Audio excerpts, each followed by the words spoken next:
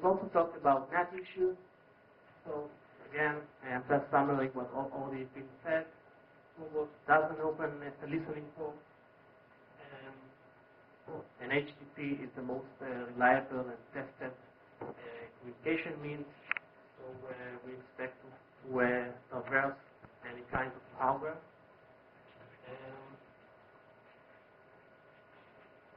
Okay, now let's talk about takedown action. That the Turbot can be taken down. We have seen that many HTTP botnets are subjected to this attack.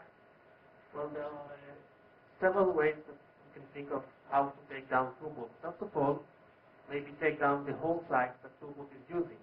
Well, that's obviously impossible because if Turbot is using legitimate websites, and quite many of them, then you cannot take down the whole site just because you find out that a certain botnet abusing. So what about taking down only the lobby or the private room space which Turbot has defined? Well, those spaces are quite vast, even the lobby and especially the private room space. So maybe it's not as bad as taking down the whole site, but it's actually not that much better. You have to understand that legitimate activity may be going also. That we know for sure that Turbot is now conducting communication with you. Well, the thing is that it's very hard to know that. The private channels, as name indicates, are private. You may try to find them maybe by length or by the content, but it's very difficult, and Turbot should also make the life of the life of someone who's trying to do it even more difficult by trying to conceal that information in certain ways, which can be done. And there is also a chance for false positives. What happens if I shut down a single node and eventually tells them to belong to a legitimate user? Then for this reason, we also think that it is unpractical to do so. So we don't think that takedown actions will help. Now, a second best alternative for takedown action is to blacklist. And in blacklisting, we say, okay, I cannot take that site down. I cannot take that down. But in my organization, I can block people. I can blacklist this site and make my internal users don't go into that site. Well, that can work if there is a single or very few sites. But what we expect from Turbot is to use as many sites as possible, tens or hundreds of them, and including not only keyboards and disposable emails, but also a news site, wiki sites, Wikipedia, and other sites. And it would be very difficult for organizations to block so many sites just because they found out that there is malicious activity on those sites from that botnet. And we think that the number of organizations that will allow themselves to do so is slim at best.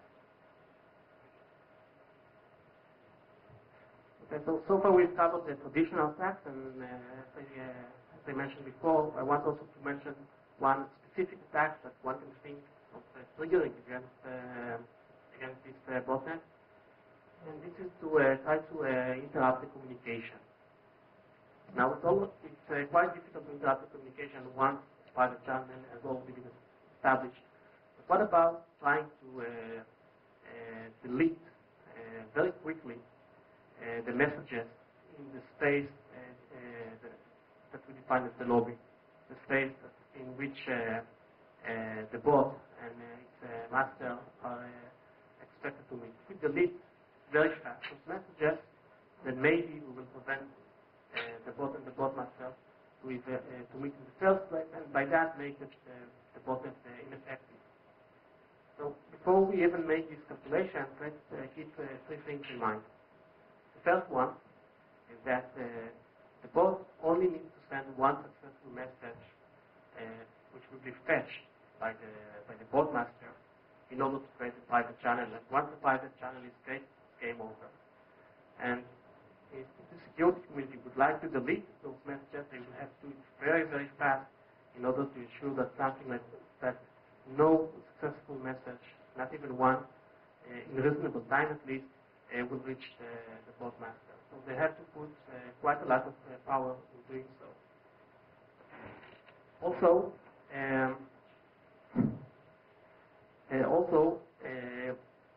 when we talk about botnets by nature have a vast network and computer power. They have, the example before, 10,000 computers at your service for free.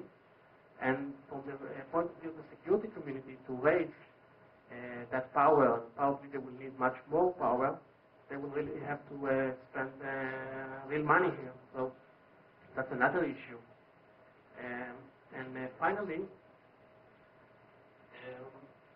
Finally, there's also legal issues, because the botnet doesn't care about that its activity doesn't comply with the law. And the security community cannot just go and delete messages which may turn out to belong to legitimate users, and by that they can subject themselves to lawsuits. So there is certain asymmetry here from what the botnet can do and what the security community cannot do. They don't have, they are obligated to legal issues. They don't have the same amount of resources for free.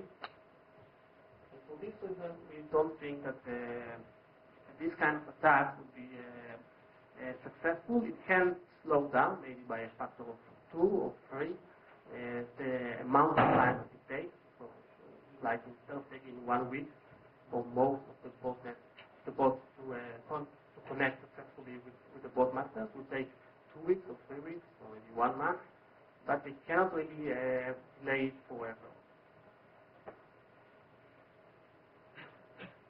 Okay, so to summarize, those issues that have been raised, we think that Turbot is doing well. That's how we analyze that. With respect to all the issues that we intended it to do well. Now it's a good time to ask, okay, so what are the problems with Turbot, and how, if at all, can it be solved? So first of all, one problem that Turbot